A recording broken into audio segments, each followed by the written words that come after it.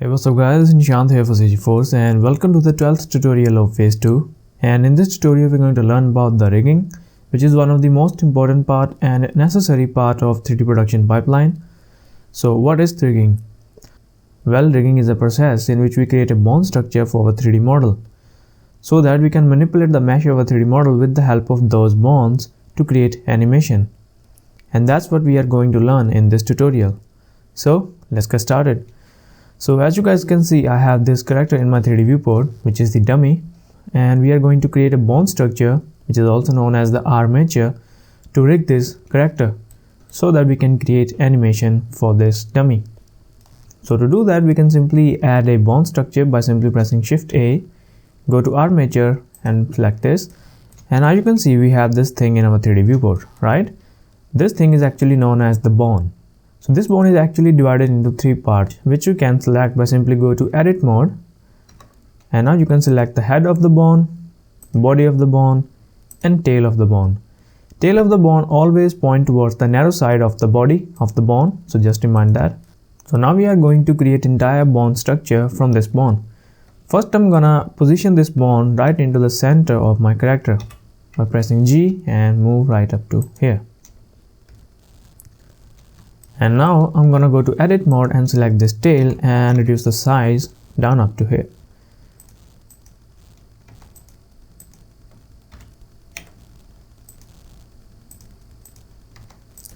And now we're gonna add few more bones for our abdomen section, for our neck, and then for our head. And to do so, you can simply extrude out new bones from the tail of this bone.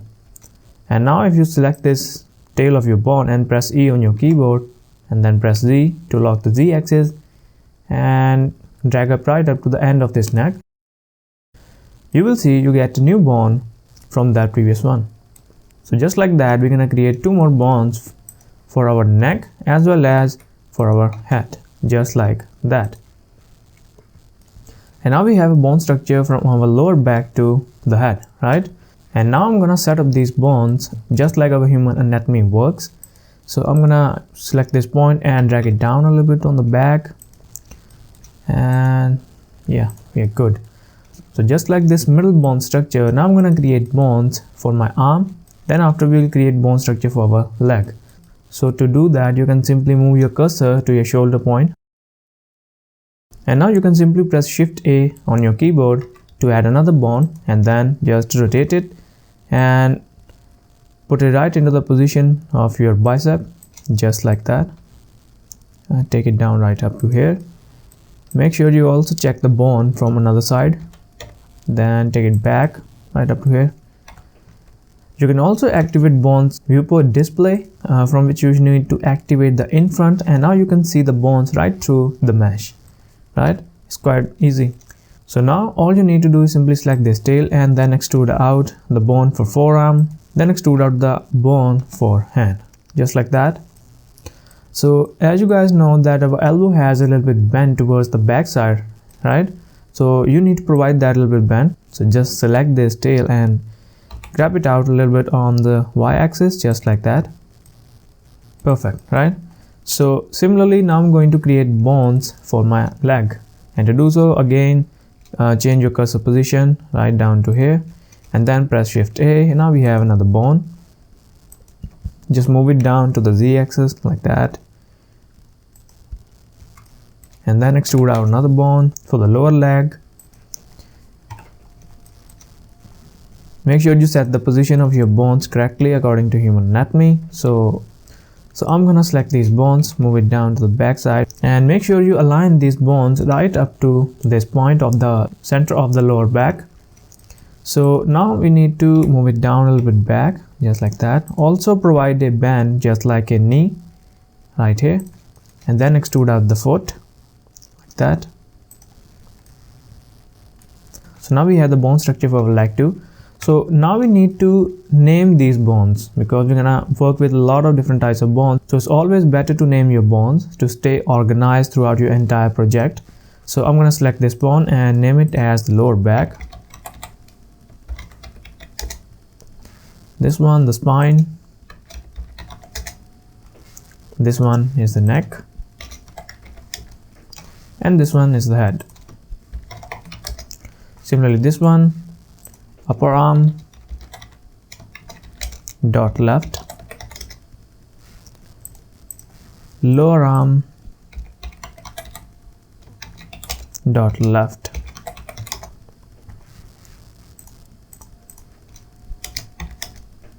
Then we have the hand dot left.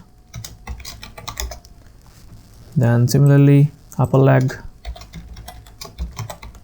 dot left, lower leg dot left. Then finally the foot dot left. Okay, so now we have named our selection pretty nicely.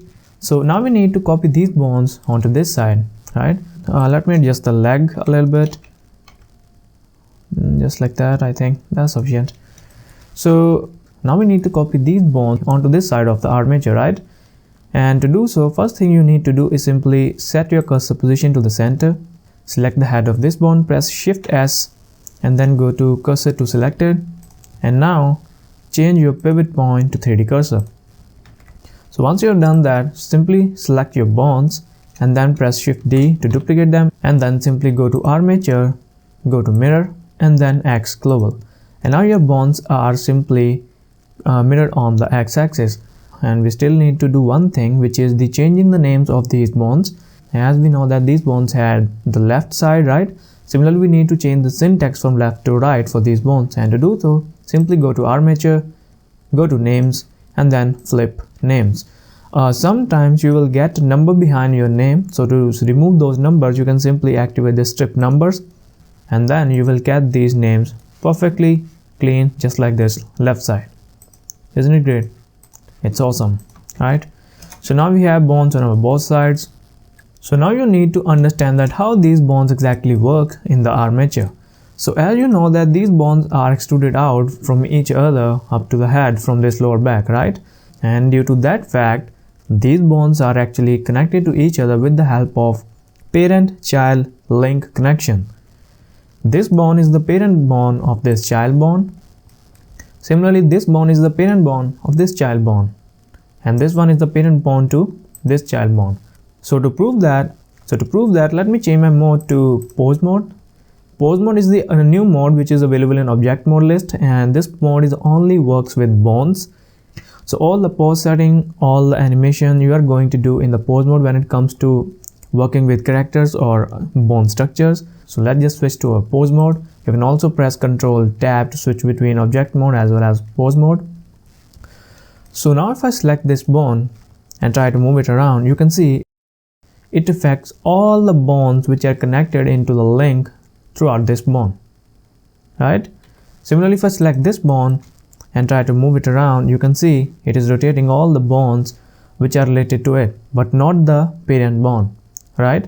So whenever you are going to transform your bone or try to rotate it or scale it, whatever, it is always going to affect its child bones, but not the parent bones. So if I rotate around this one, you can see they are always going to impact their child bones. Similarly, bones of this arm as well as this leg, and similarly the shoulder joints and this bone should also be connected. So to do that, I'm going back to edit mode. Simply press tab on your keyboard, and now you are inside the edit mode. Simply select these bones and then this middle bone which you are going to create as a parent bone. Make sure you change the pivot point to median. After that, you press Ctrl P and then connect it. And now you can see those bones get parented to that middle bone, but they are also allocated onto the tail side of this bone, which is not exactly what we want. So to do so, simply undo that and then press Ctrl P again and then press keep offset. And now you can see these two bones are parented to that bone, but they are also maintaining their distance, which you can clearly see from the line of this link, right? Relationship link. Similarly, we are going to do with these bones too, and simply select this bone and then press Ctrl P, keep offset. Now our bone structure is completely intact and one.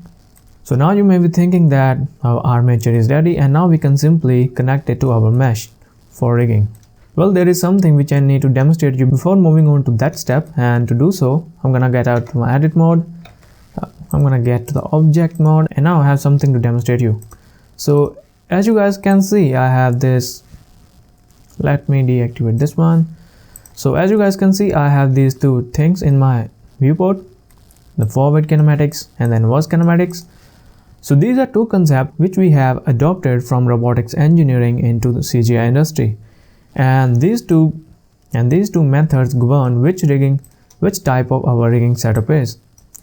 And at the moment, our rigging is actually the forward kinematics, right? So what is the forward kinematics, what is the inverse kinematics, and how they work? So that's what we're gonna learn.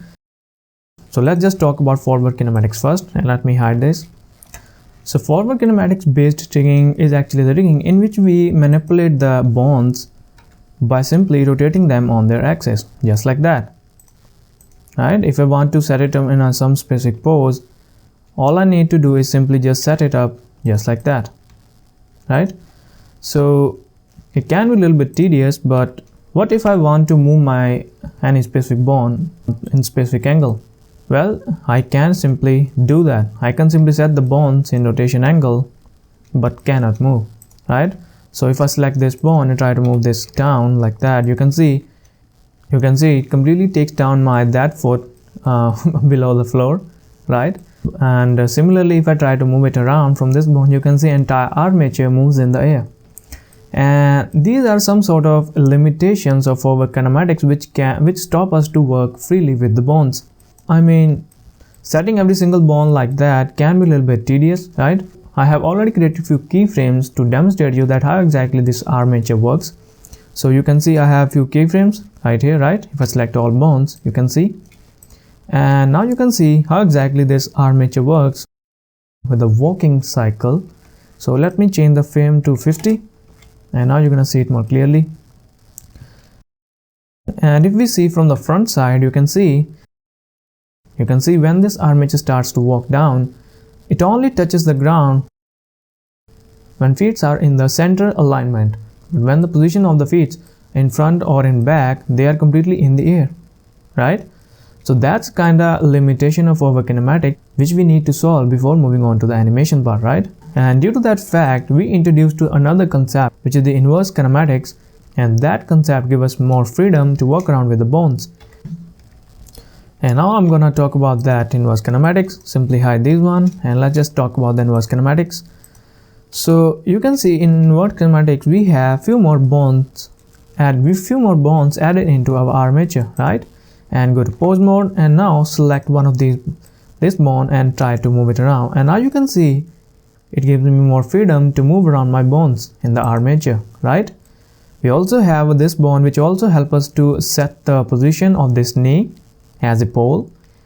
So these are actually known as the poles, and these are actually known as the targets, which help us to move around the bone as well as set the angle of the bone that where we want to set it in a specific direction, like that. Similarly, for the arms, we have this target bond which is going to help us to move around the arm like that. You can see we have that elbow bend, and you can simply move around the bend like that.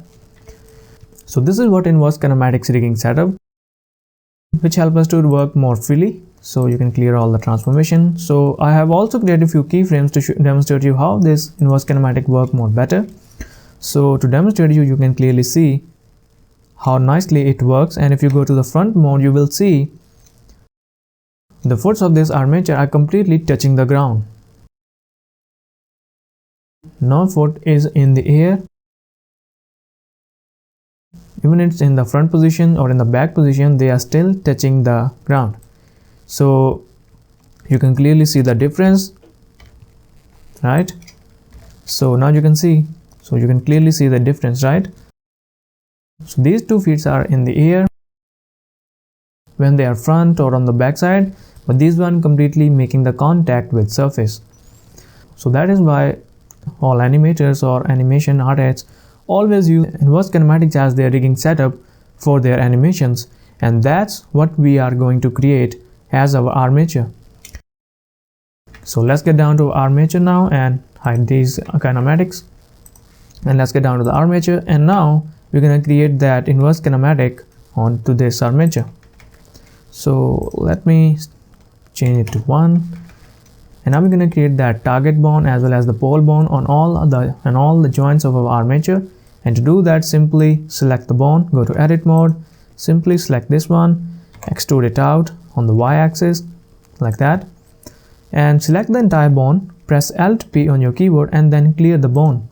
And the reason to do this is we are only going to use this bond as a control point. We are not going to use this bond to deform the mesh or to do anything to the mesh. We are only going to use this as a control point, and due to that fact you need to go to the bond properties and deactivate the deform, which will not let this bond make any deformations into the mesh. Similarly, we need to select this one and extrude out the bond from here, which is going to have a pole, and then simply clear the parent like that, and then move it out a little bit back up to here, a little bit more like here. And now we need to rename these bonds too. So to rename them, select the bond, write IK target leg dot left. Similarly, select this one, IK pole leg dot left. So similarly, I'm going to do the same with my arm. Just simply select this point and then go to side mode, extrude another bond like that, and then select the bond, clear the parent, and similarly go to the front mode, select this bond and then extrude out another bond like that, and then select the bond, clear the parent. And now let's just rename these bonds too, and select this one, IK target arm dot left. Similarly, IK pole arm dot left, right? So now we have named over these bonds, and now we're gonna copy these bonds onto the other side of this armature. And to do so, simply select all these and then simply press Shift D on your keyboard to duplicate them and go to Armature, Mirror, and X Global. Oh, we forgot to change the position, and to do so, simply undo that and then go to the pivot point, change it to cursor, and now go to Armature, Mirror, X Global. And now they are copied onto the other side. And make sure you also change the names by simply go to names, flip names, and now step numbers. And now you can see it automatically changed it to the right. Now we have this control bonds, and now we need to set up the inverse kinematics calculation constraint on our armature. And to do so, we need to switch our mode to pose mode, because you will only able to add that inverse kinematics in your pose mode. And then select this bond, go to object constraint properties under the properties panel, then go to inverse kinematics and select it. And now you can see we have some sort of constraint modifier on this bond, right? So it's gonna help us to add that inverse kinematic calculation system on this bond of this armature. So simply select the target, which is this armature, right? So select the armature, select the bond, which is going to be the target bond, press target, and target leg left. Similarly, select the armature again and then set the bond, which is going to be the pole. Go to the pole leg left. And now you can see your armature is a little bit twisted. Don't worry, you need to set the chain length, which is going to set that how many joints it need to calculate, and simply set the 2. And now you can see it has created this line from this joint to this joint, which is going to be the joint 1 as well as joint 2. And now we need to do one more thing, which is and now we need to change the angle of this bond. And to do that, simply you can change the angle to like 180 degree. And now you can see it is pointing into the front direction. And now you can see if I select this bond and try to move it around, you can see it completely working that armature, right? So it is working pretty nicely. I can move around with this leg just like that. Pretty nice, right? So you can simply clear the transformation like that. And now I'm gonna do the same with my arm too. And to do that, simply select this bond, go to add bond constraint and select the inverse kinematics, then select the armature, select the bond, which is going to be the target arm dot left, which is this, select the armature again, select the pole arm dot left. And now you can see our armature is completely messed up. So just simply change the chain length to 2 and You can change the pole length to like 180. And now you can see if I select this one and try to move it around, you can see it is completely working like an arm, right? You can select the pole, change the direction of your elbow, right? So that's how you can use this inverse kinematics for your armature. And I'm also going to do the same on other side too. And let me first clear the transformation, and I'm going to pause the video for a moment until I set these inverse kinematics on the other side too. So I'll be back right after setting this one on this. And now I'm back with the inverse kinematic setting on the other side too. So now let's just quickly rig this armature to our mesh, and to do so simply go to object mode, unhide that dummy, and then select the dummy mesh, and then select this bonds armature, and then press Ctrl P, and then go to automatic weights. Do you demand something from these weights? This weights is actually related to the weight painting, because when we're gonna use this parenting algorithm on this mesh, it will create multiple number of vertex groups for these bonds, so that these bonds can acquire that specific vertex group on the mesh, and then simply manipulate those vertices in pose mode to animate the object. So let's just apply this automatic weights, and now you can see we have a little bit deformation in the mesh. Probably there are a few changes to make in the armature, but no need to worry. So to do that, you can simply select the armature, go to pose mode, and you can simply change the angle, or like if there is any problem from this one, probably 90 degree. Yeah, looks good.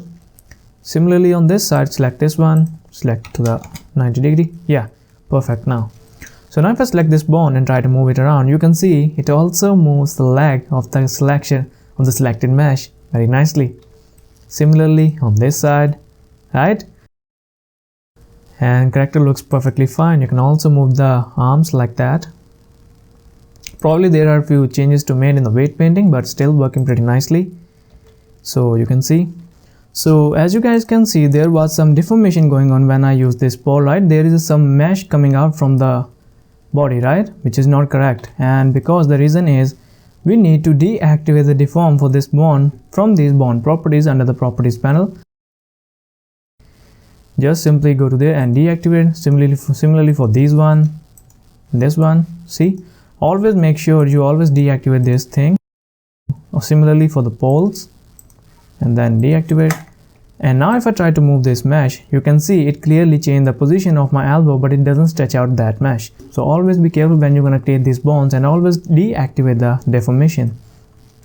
So that's how exactly this inverse kinematics works, and that's how you can create a inverse kinematic rig for your character. And I'm gonna go to clear transform and all the pose back to normal position. So now we are done with the rigging part. So now we know how to create inverse kinematics rigging setup for our mesh or for our 3D model. So let's go to the object mode and now check the weight painting of this mesh, that how many vertex groups these bonds have created. So to do that, you can simply select the object, go to object list and go to weight paint mode.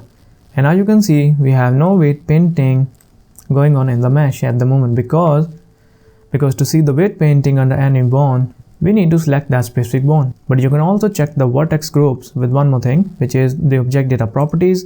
Go down here and you can see we have different number of vertex groups named right according to the bonds we have created for our armature, right? You can see the lower back, spine, neck, right, head, and now you can see we have those vertex groups. But you can also select this vertex group with the help of bonds. And to do so, all you need to do is simply select the bond, which you can see I'm not able to select the bond, but I am just painting on the body, which exactly not what I want. So to select the bonds, all you need to do is simply go to the edit menu and deactivate this lock object modes. And once you do it, now the Blender system will let it to use two object modes from this list together. So now I also want to select the bonds, and to do so you can simply go to bonds, simply select the bond by pressing Ctrl on your keyboard. So now you can see we have this bond selection, right? So let's just activate the bond selection to pose mode. And now you can also select the object back in the weight paint mode. And now you can simply select this bond by simply holding down the Control key on your keyboard and then press and then left mouse click on that specific bond. And now you can see the weight paint as well as the bond selection on your 3D model, on your viewport, right? So that's how you can deactivate this lock objects mode, and then you can use different objects mode together. So now if I select this bond, you can see the weight paint for this one, and similarly for this one, right? So these are different vertex groups which are aligned for these specific bonds, right? And now you can simply apply the weight paint tools on this weight painting to remove or add more mesh or more vertices under that specific bond. So 98% of the time when people rig any character with automatic weights, there is always a room to make some changes in weight painting, because automatic weight sometimes doesn't work perfectly in Blender, and you have to hash out few vertices by yourself by weight painting, add or subtract few vertices from the mesh by yourself. So weight painting with rigging can be a little bit tedious workflow, but it is a must and necessary part. You cannot just outrun from that. And if you really want to make your mesh to work properly in animation, so you have to do this part. You have to weight paint all the specific area which you don't want to include for specific bone, and that's how you can select the vertex groups and then start painting right away like that. Speaking of weight painting, there was two options which I didn't explain in weight painting tutorial, and they was the auto normalize as well as the multi paint. So what is auto normalize and how it works? And to demonstrate you how this auto normalize works, I'm going to use this bone as a demonstration part. So now you can see this bone has assigned this vertex group selection, right? So what if I paint on somewhere else on the mesh to add more vertices onto this group selection? Well, I'm going to paint over here on this bicep position, and you can see I start painting, and now we have applied that weight paint, and now we have applied weight paint on this bicep position.